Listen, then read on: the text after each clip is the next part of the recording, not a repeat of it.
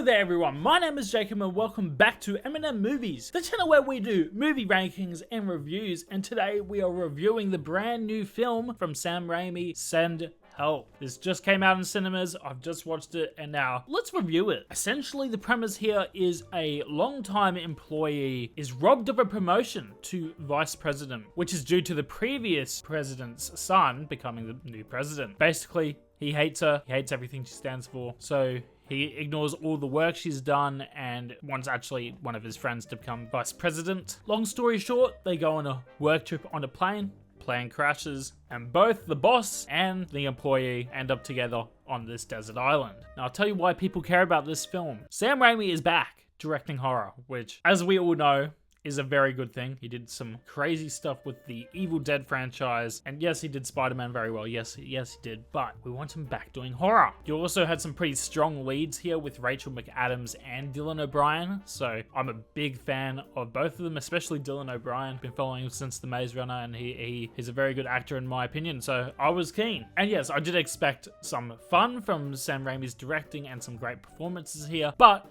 I didn't expect the story to be as great or game-changing, to be fair. So that was my thoughts going into it. Now this was hilarious. It just was. It was so over the top for most of the ride, actually. I just couldn't stop smiling or grinning the whole time. The pacing was also decent for the most part. I did think it lulled a little bit in the middle, but apart from that, it was pretty solid.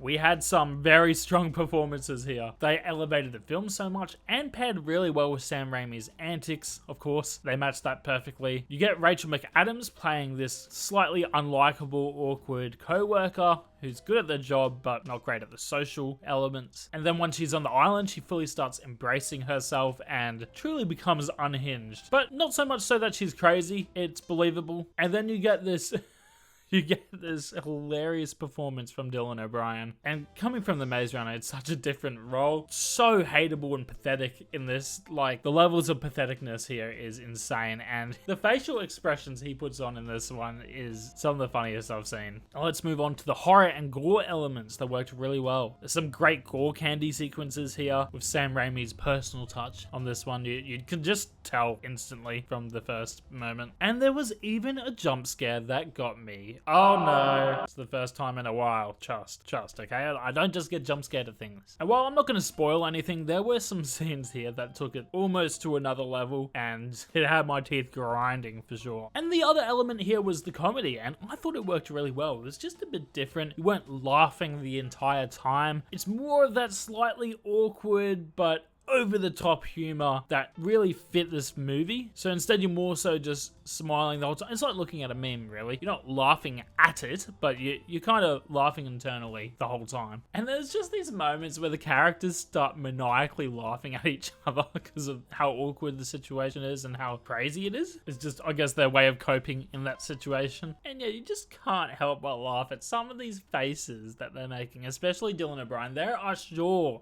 to be some memes coming out of this one. If there's no memes from this movie, I swear that is one big pile of shit. Aside from a few pacing issues towards the middle of the film, I only really have one criticism here, and that's probably the ending, or I guess the twist at the end. I'm not quite sure that it was necessary. I think there could have been other ways to end it, and yeah, it made sense with the characters' motivations here, but I just felt like it was a little bit out of nowhere and wasn't quite necessary. But that's the only problem I really had with it.